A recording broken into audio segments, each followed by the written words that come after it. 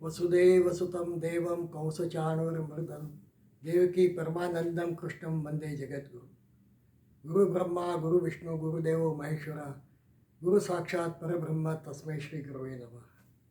નમસ્કાર. આજથી આપણે શ્રીમદ ભગવદ્ ગીતા પર થોડી વાતો કરવાના છીએ. હું અત્યારે વેન્કુવર કેનેડાથી વાત કરી રહ્યો છું. શ્રીમદ ભગવદ્ ગીતાની બાબતમાં જે કંઈ હું જાણું છું તે અહીંયા આપને કહેવાનો છું.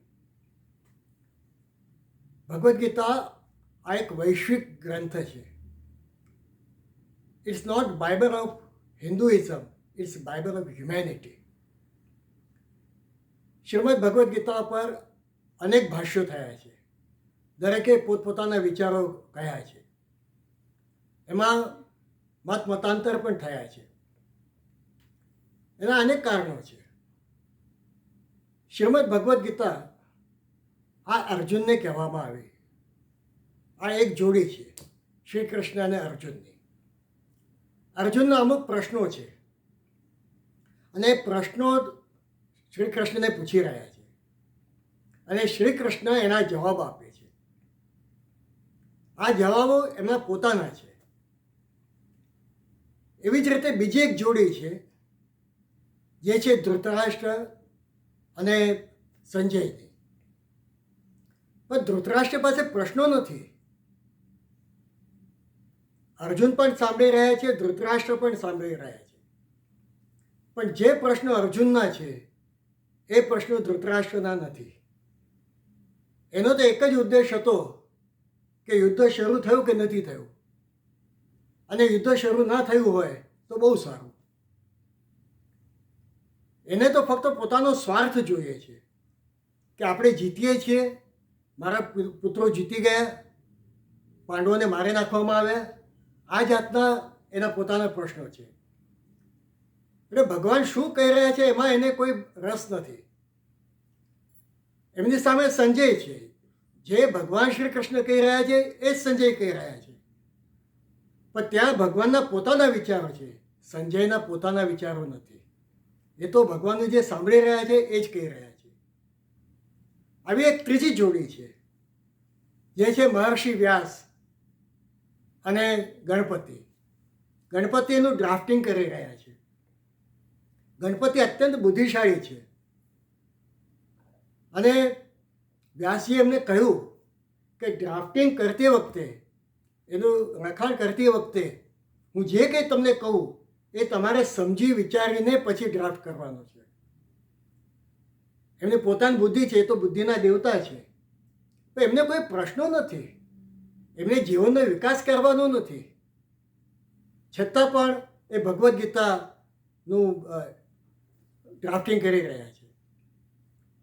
બીજી બાજુ મહર્ષિ વ્યાસ છે, જેઓ પ્રખર બુદ્ધિશાળી છે અને ભગવાન કૃષ્ણ જે કહી રહ્યા છે એ બધું એ સમજી રહ્યા છે. અને ભગવદ્ ગીતા એમનું જે આખું 18 અધ્યાયો જે થયા એ મહર્ષિ વ્યાસને કારણે થયા છે. બધું સમજી વિચારીને એમણે કહ્યું છે. આમ એમના વિચારો અને ગણપતિના વિચારો ભગવદ્ ગીતામાં આપણને જોવા મળશે. ચોથી એક જોડી છે જે હું છું અને આપ છું. આમાં મારા પોતાના વિચારો કોઈ નથી, મારી બુદ્ધિમત્તા આમાં નથી. જે મહાપુરુષોએ કહ્યું, જે મેં વાંચ્યું, જે હું સમજ્યો એ મારી બુદ્ધિમત્તા પ્રમાણે આપને કહી રહ્યો છું. શક્ય છે એ જુદું હોઈ શકે. જે સારા વિચારો છે એ બધા મહાપુરુષોના છે. મેં અમુક મહાપુરુષોના ભગવદ્ ગીતાની ટીકાઓનું વાંચન કર્યું, જેમ કે બાળ ગંગાધર ટિળક, સ્વામી ચિન્મયાનંદ, સ્વામી સચ્ચિદાનંદ, સ્વામી રામસુખદાસજી, સ્વામી સચ્ચિદાનંદ. આ બધાના વિચારો મેં વાંચ્યા પછી હું જે કંઈ સમજ્યો એ વિચારો કદાચ અહીં હું પ્રદર્શિત કરી શકીશ કે નહીં મને ખબર નથી, પણ હું એક પ્રયત્ન કરવાનો છું. તો આમાં મારી કોઈ બુદ્ધિમત્તા નથી. બુદ્ધિમત્તા કદાચ એ હશે કે હું એ સમજી શક્યો છું. અને સામેના ભાગમાં આપ સૌ છો. આપના અર્જુનના જેવો કોઈ પ્રશ્નો નથી. આપણે કોઈ યુદ્ધભૂમિ પર જવાનું નથી કે સગાઓને મારવાના નથી, છતાં પણ એક અભ્યાસની દ્રષ્ટિએ આપ મારી સામે બેઠા છો. કદાચ ભગવદ્ ગીતામાંથી આપને ઘણું બધું જાણવા મળશે એવી હું આશા રાખું છું. તો એનો એક અર્થ કહી શકાય, આપણે એનો અર્થ થઈ શકે કે આપણે આપણી બુદ્ધિમત્તા પ્રમાણે ભગવદ્ ગીતા સમજીએ છીએ અથવા તો વિચારીએ છીએ અથવા તો કહીએ છીએ. હું અહીંયા એ પ્રયત્ન કરવાનો છું. ભગવદ્ ગીતા શા માટે કહેવામાં આવી? શું કોઈને ધમકાવવા માટે, ડરાવવા માટે ભગવદ્ ગીતા કીધી છે? અહીંયા અર્જુન તો એમનો ભક્ત છે, એમને ડરાવવાની કોઈ જરૂર નથી. તો પછી બાપડા થઈને ભગવાને આ ગીતા કીધી છે. જેમ બાપ પોતાના દીકરાને સમજાવે, એને એમ થાય મારા દીકરાનો ઉદ્ધાર થાય, આ બિચારો થઈને બાપ દીકરાને સમજાવતો છે, એવી પરિસ્થિતિ પણ એ નથી. તો પોતાનું પાંડિત્ય બતાવવા માટે ભગવાને આ ભગવદ્ ગીતા કીધી. ભગવદ્ ગીતા સંસ્કૃત સાહિત્યનો ઉચ્ચતમ ગ્રંથ છે, કોઈ શંકા નથી. એવું કહેવાય છે કે સ્પેન્સરનું સાહિત્ય, એનું લખાણ એ અત્યંત સુંદર હતું. ભગવદ્ ગીતામાં પણ એ છે, એનાથી પણ સુંદર છે. 18 અધ્યાય કીધા છે. પ્રથમ અધ્યાયમાં વિષય પ્રવેશ છે. બીજા અધ્યાયમાં બાકીના 17 અધ્યાયમાં શું કહેવાના છે એનું આખું વિવરણ કરવામાં આવ્યું છે. અને 3 થી 17 અધ્યાય આમાં અર્જુનના પ્રશ્નોનો જવાબ આપ્યો છે. અને 18મો અધ્યાય આ ઉપસંહાર છે. જે વસ્તુ ભગવાને સંક્ષિપ્તમાં આગળના 17 અધ્યાયમાં કીધી, એનું બહુ વિસ્તૃત વર્ણન અને વિવરણ 18મા અધ્યાયમાં કહેવામાં આવ્યું છે. અને જે વસ્તુ બહુ વિસ્તારપૂર્વક ભગવાને કીધી, એનું સંક્ષિપ્તમાં વર્ણન 18મા અધ્યાયમાં કરવામાં આવ્યું છે. આમાં 18 અધ્યાય છે. એટલે ભગવદ્ ગીતા પાંડિત્યની દ્રષ્ટિએ એક અપ્રતિમ ગ્રંથ છે. એક પણ શબ્દ, એક પણ અક્ષર અહીંથી ત્યાં કરી શકાતો નથી, નહીં તો એનો અર્થ જુદો થઈ જાય. આમ બહુ સમજી વિચારીને મહર્ષિ વ્યાસે ભગવદ્ ગીતાનું આખું વિવરણ કર્યું છે. જે ધાર્મિક ગ્રંથો છે, પછી કુરાન હોય, બાઇબલ હોય, ભગવદ્ ગીતા હોય, આ મૂળ પુરુષોના ગ્રંથો નથી. તે વખતે એમણે વાત કરી દીધી. ત્યાર પછી ઘણા વર્ષો પછી એમના શિષ્યોએ, એમના ભક્તોએ એ ગ્રંથો બનાવ્યા છે. એટલે ઘણી વખત એવું થાય કે વ્યક્તિ જે કહેતી હોય એ બહુ જુદા અર્થોથી કહેતી હોય છે, જ્યારે જે સમજનાર હોય એ પણ બહુ જુદા અર્થથી સમજતો હોય છે. અને ઘણી વખત પુસ્તકની અંદર જે કહેવામાં આવ્યું હોય એના કરતાં ઘણું જુદું લખવામાં આવતું હોય છે. ભગવદ્ ગીતાની અંદર આ આપણને થોડું જોવા મળશે. ભગવાને તો બહુ સંક્ષિપ્તમાં અર્જુનને ઉપદેશ આપ્યો છે, પણ મહર્ષિ વ્યાસે 18 અધ્યાયમાં એ પ્રશ્નોનું વ્યવસ્થિત ગોઠવણી કરીને એ આખો ગ્રંથ તૈયાર કર્યો છે. તો ભગવદ્ ગીતા પાંડિત્ય માટે તો કહેવામાં આવ્યું છે એમ ના કહી શકાય. એનું પાંડિત્યનું, પોતાની વિદ્વત્તાનું પ્રદર્શન કરવા માટે ભગવાને ગીતા નથી કીધી. તો ભગવદ્ ગીતા કેમ કહેવામાં આવી? સ્વમત મંડન, પરમત ખંડન, એના માટે પણ ભગવદ્ ગીતા કીધી નથી. કોઈના મતનું ભગવાને ખંડન કર્યું નથી. આ ભગવદ્ ગીતામાંથી બહુ શીખવા જેવું છે. આપણે બીજાના મતોને તોડી પાડીએ છીએ, બીજાની વાતને કાપી નાખીએ છીએ. ભગવાને આવું કંઈ કર્યું નથી. તે વખતે અસંખ્ય વાદો હતા. દ્વૈત, અદ્વૈત, વિશિષ્ટાદ્વૈત, શુદ્ધ દ્વૈતાદ્વૈત, આવા અનેક વાદો હતા. અનેક પ્રકારના તત્વજ્ઞાન હતા, જેને આપણે પછી ચર્ચા કરવાના છીએ. જેમ કે ચારવાક, ક્ષણિકવાદ, આધિભૌતિકવાદ, આધિદૈવિકવાદ, અધ્યાત્મવાદ. પાતંજલ યોગ સૂત્રના પણ તે વખતે, પાતંજલ તો પછી થયા, પતંજલિ ઋષિ, પણ તે વખતે પણ યોગ સાધના તો હતી જ.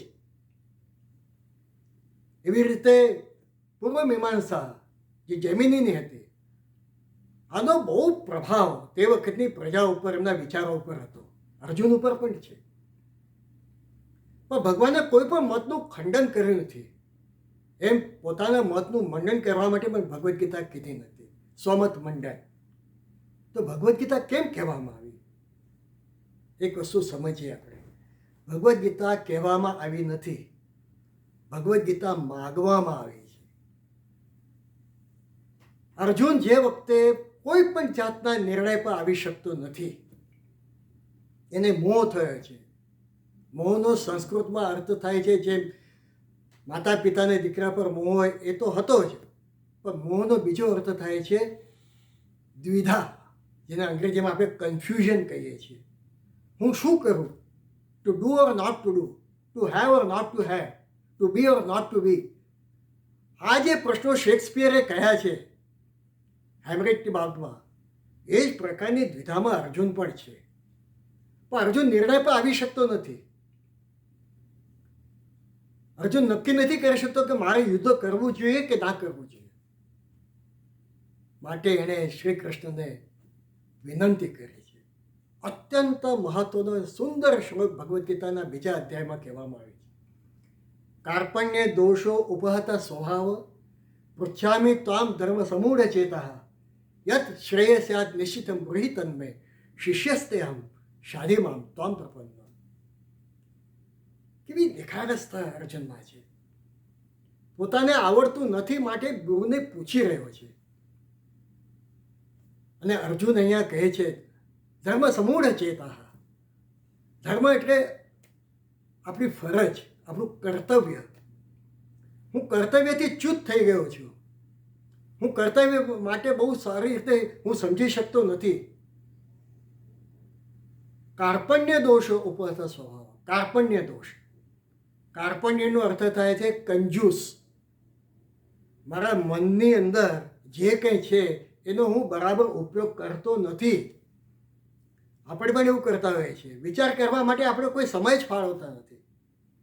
મારી પાસે શક્તિ છે, હું શક્તિનો ઉપયોગ જ કરતો નથી. આપણે ખાઈએ પીએ છીએ, શરીરમાં પુષ્કળ શક્તિ છે, મગજમાં પણ શક્તિ, ભગવાને બધાને શક્તિ આપી છે. એ શક્તિનો આપણે ઉપયોગ કરીએ છીએ. આપણે વાંચીએ છીએ, એ વાંચનનો ઉપયોગ કરીએ છીએ, એનો વારંવાર એનું ધ્યાન કરીએ છીએ. આપણે મગજનો ઉપયોગ જ કરતા નથી. આને કાર્પણ્ય દોષ કહેવાય.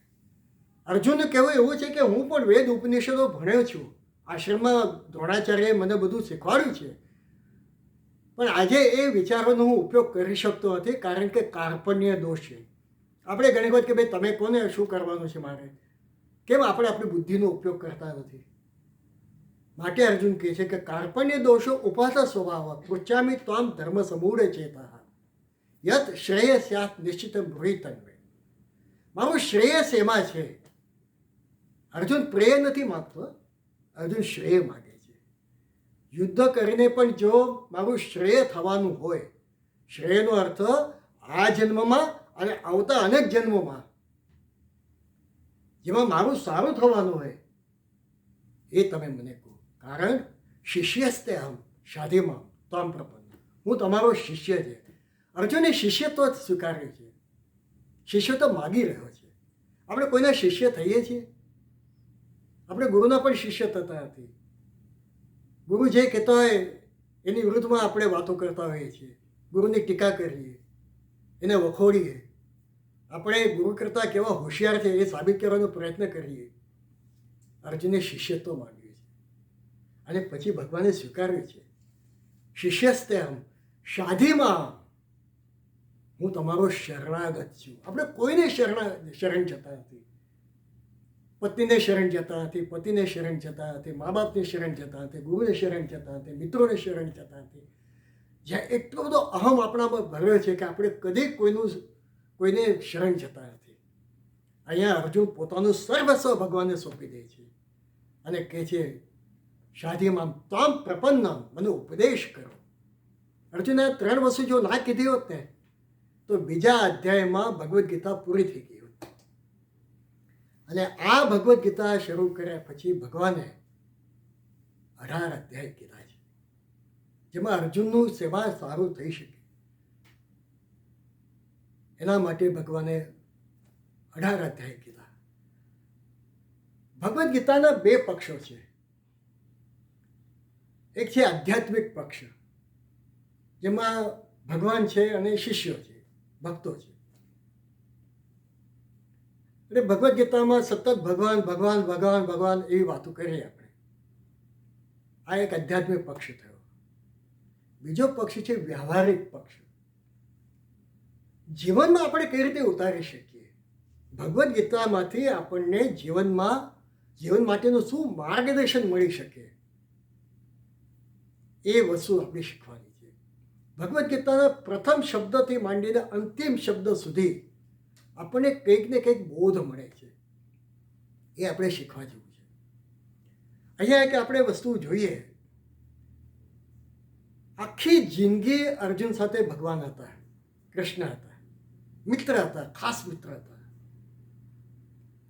કદી પણ ભગવાને ગીતા કીધી નથી.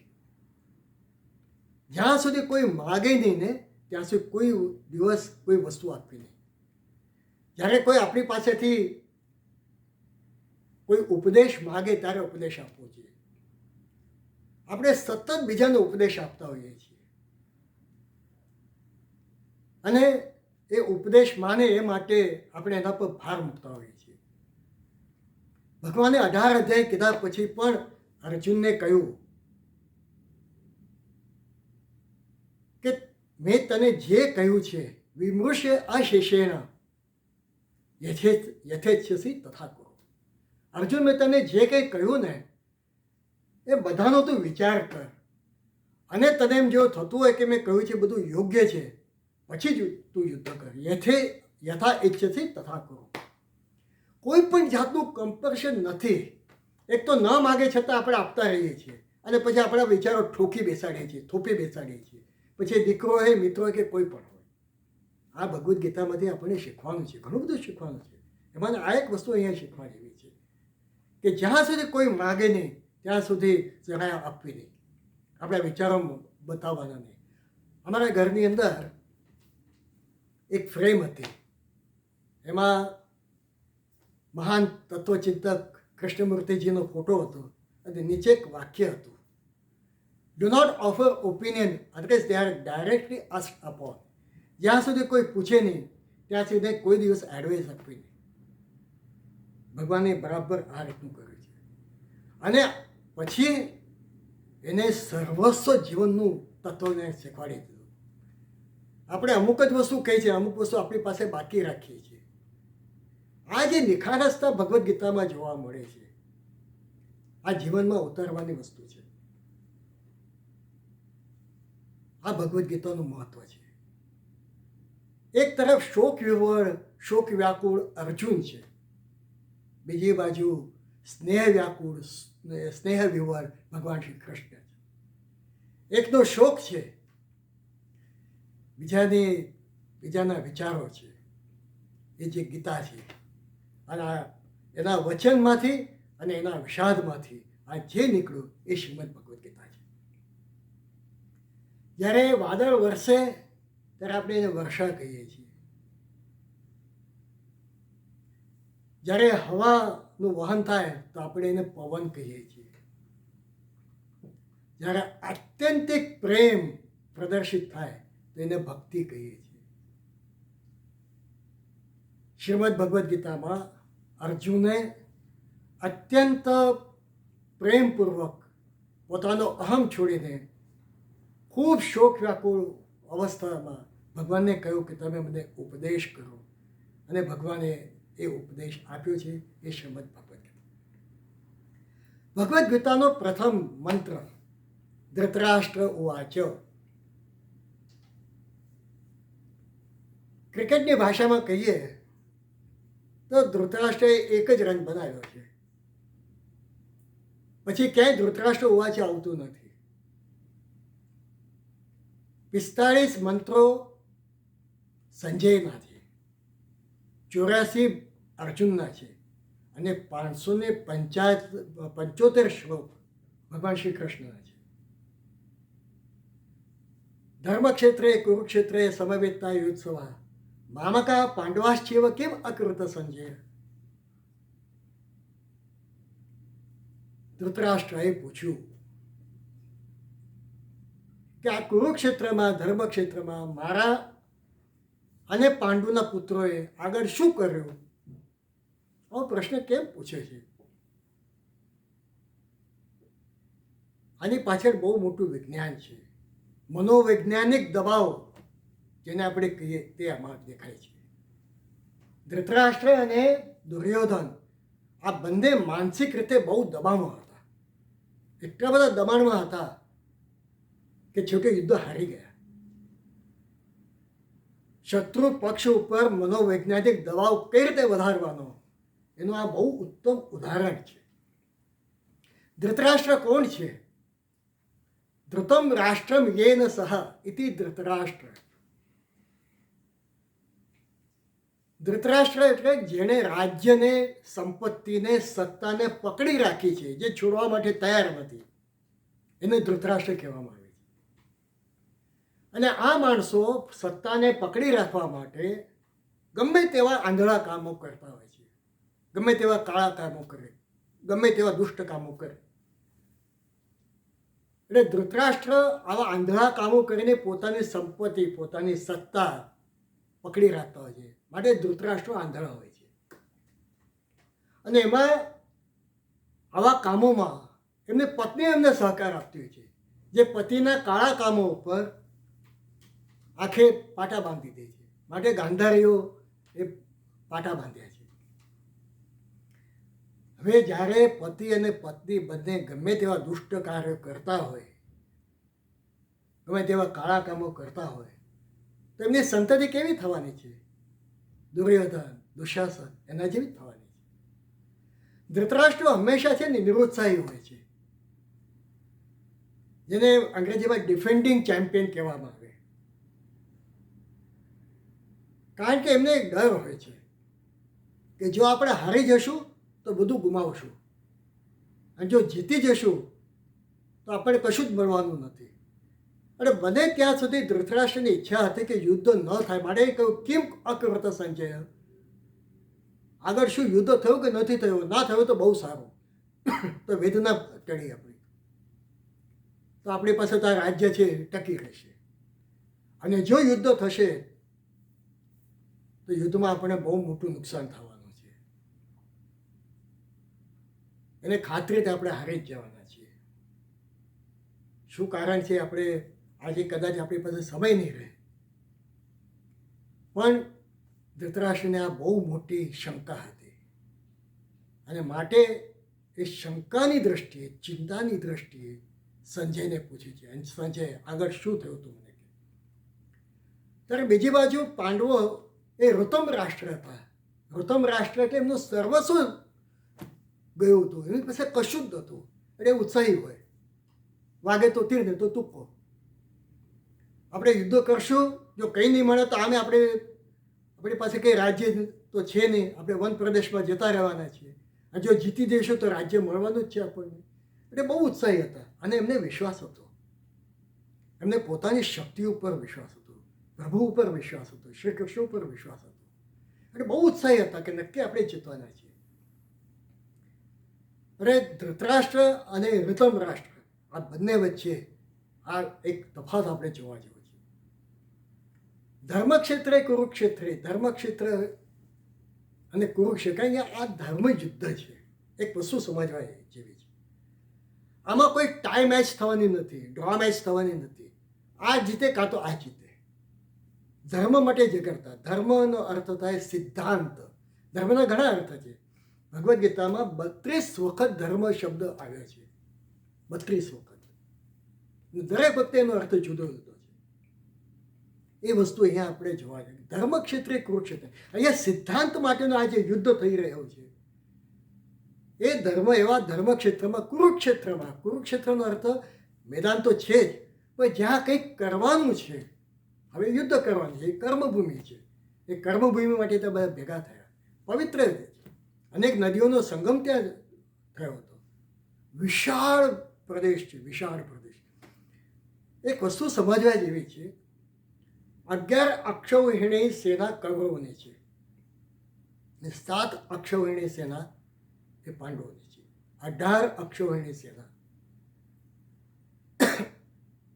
આપણે જે વિચાર કરીએ તો આજે ભારતની જે સેના છે ને એ 11 અક્ષોહિણી સેના છે, જે આખા પ્રદેશ આખા દેશનું એ સંરક્ષણ કરી રહ્યા છે. તો વિચાર કરો કે શું એક મેદાનમાં ભેગા થયા છે, ક્રિકેટ સ્ટેડિયમમાં ભેગા થયા છે? બહુ મોટું એ મેદાન છે. કુરુક્ષેત્રથી માંડીને યમુનાનગર સુધીની નીચે ઠેઠ સોનીપત સુધી એ યુદ્ધ થયું છે. કઈ રીતના આખું એનું આયોજન થયું હશે? આટલા બધા માણસોને ખાવા પીવાનું, એમના માટેના દવાખાના, રોજના હજારોની સંખ્યામાં માણસો મરતા હતા. એમની દહન માટેની બધી વ્યવસ્થા, ખાવાની વ્યવસ્થા, પીવાની વ્યવસ્થા, રહેવાની વ્યવસ્થા, દવાઓની વ્યવસ્થા, શસ્ત્રોની વ્યવસ્થા, કઈ જાતનું મેનેજમેન્ટ હશે? આપણે કોઈ વિચાર કરીએ છીએ એનો? એક બીજું વિશ્વયુદ્ધ થયું, એના તો અનેક ઘણું મોટું આ યુદ્ધ થયું છે. વિશ્વમાં આવું યુદ્ધ થયું નથી. તો વોર મેનેજમેન્ટ કઈ રીતના થયું હશે તે વખતે? કઈ રીતે માણસો આવતા હશે, એકબીજાને અડીને ઊભા હશે? યુદ્ધ એ રીતે ન થાય. આ બધા વસ્તુનો વિચાર કરીએ તો આપણને એમ થાય કે આ એક અદ્ભુત ઘટના પૃથ્વી ઉપર થઈ હતી. અને બંને બાજુના હજારોની સંખ્યામાં જ્યારે માણસો મરતા હતા, શું પરિસ્થિતિ થઈ હશે? એક સાદું કૂતરું મરી જાય થોડી વાર પછી ગંધાય છે, તો હજારોની સંખ્યાએ જ્યારે માણસો મરતા હતા તે વખતે વાતાવરણ કઈ રીતના હશે? અવાજ કઈ રીતના થયો હશે? કમ્યુનિકેશન સિસ્ટમ કઈ રીતના હશે? એકબીજાને કઈ રીતના સંદેશા આપતા હશે? યુદ્ધની અંદર તો વારંવાર આવી રીતે સંદેશા આપવા પડતા હોય છે. યુદ્ધની રચના કરવી પડતી હોય છે, આયોજન કરવું પડતું હોય છે. તે વખતે પણ સ્પાઇંગ સિસ્ટમ હતી, સ્પાય હતા, જાસૂસો હતા, બંને ભાગમાં હતા. અને રોજે રાતના જાસૂસો આવીને જ્યારે માહિતી આપે ત્યાર પછી બીજા દિવસનો આખી વ્યૂહરચના થતી હતી. સ્ટ્રેટેજી જેને આપણે કહીએ છીએ, સ્ટ્રેટેજિક મેનેજમેન્ટ. એક સાદી ક્રિકેટ મેચ હોય તો એમાં સ્ટ્રેટેજી કરવામાં આવતી હોય છે. તો આ તો યુદ્ધભૂમિ હતી. આ બધી વસ્તુ જોતાં આપણને એમ થાય છે કે મહાભારતની આખી આ ઘટના, સમગ્ર ઘટના એનો વિચાર પણ ના થઈ શકે એવા મોટા પ્રમાણમાં ઘટના. અને ત્યાં ભગવાને જ્યારે ગીતા કીધી, એ ગીતાનું રેકોર્ડિંગ કઈ રીતના થયું હશે? મહર્ષિ વ્યાસને કઈ રીતે સંભળાઈ? અને હસ્તિનાપુર તો ત્યાંથી ઘણું બધું દૂર છે, તો સંજયને કઈ રીતે સાંભળવા મળી, જોવા મળી? અને એનું વર્ણન એને ધૃતરાષ્ટ્રને કર્યું છે, જેને આજે આપણે ટીવી સિસ્ટમ કહીએ છીએ કે એક ઠેકાણે મેચ થતી હોય, દુબઈમાં મેચ થતી હોય તો આપણે ભારતમાં જોતા હોઈએ છીએ, વિશ્વકપ જોતા હોઈએ છીએ. ત્યારે આ બધી ઘટનાઓનો આપણે વિચાર કરવાનો છે. અને ત્યાર પછી એ ગીતાના એક એક મંત્રો ઉપર, એક એક શ્લોક ઉપર આપણે એના પર વિચાર વિમર્શ કરીને આજની તારીખે આપણે તેનો કઈ રીતે ઉપયોગ કરી શકીએ જોવાનું છે. આ જે મહત્વ ભગવદ્ ગીતાનું છે, એ ભગવદ્ ગીતાનું મહત્વ દરેક અધ્યાય વાંચતી વખતે જીવન દર્શક કઈ રીતે બની શકે અધ્યાય, એ મંત્રો તે આપણે જોઈએ. આજનો સમય પૂરો થવા આવ્યો છે. આશા રાખું છું કે આપને મારા વિચારો પસંદ આવ્યા હશે. મેં મારી બૌદ્ધિક મત્તા જે છે, બુદ્ધિમત્તા, એના પ્રમાણે આ વિચારો કયા. જે કંઈ સારું છે એ પાંડુરંગ શાસ્ત્રીજી, મારા જે ગુરુજીને માનું છું, સ્વામી સચ્ચિદાનંદ, સ્વામી ચિન્મયાનંદજી, બાળ ગંગાધર ટિળક, આ બધાના વિચારો છે. અહીંયા આપણે વિરમીએ. હરિઓમ. મેં જે મારા વિચારો પ્રદર્શિત કર્યા, આપણને જો ગમ્યા હોય તો આપના વિચારો, આપના મંતવ્યો, આપના સૂચનો મને જો આપ પાઠવી આપશો તો એનો પણ હું જવાબ આપવાનો હું પૂર્ણ પ્રયત્ન કરીશ. આ જે વિચારો છે એ વિચારો આપણા જીવનમાં ઉતારવાના છે, એ ફરીથી આપને ભારપૂર્વક કહું છું. હવેથી આપણે એક એક મંત્ર શ્લોકનો અભ્યાસ કરતા જશું. આમ આ વૈશ્વિક ગ્રંથની જે કંઈ આપણે ચર્ચા કરી, આપના વિચારો ફરીથી બીજાને પણ આપો, બીજાનો ઉપયોગ થાય. કારણ કે આપણે ગીતાનો પ્રચાર નથી કરી રહ્યા, ગીતાનો પ્રસાર કરી રહ્યા છીએ. આ કોઈ સાબુ કે ટૂથપેસ્ટની જાહેરાત નથી જેનો પ્રચાર કરવાનો હોય. આનો પ્રસાર કરવો છે. આ વિચારો આપણે બીજાને પણ આપીએ એવું હું આપને વિનંતી કરું છું.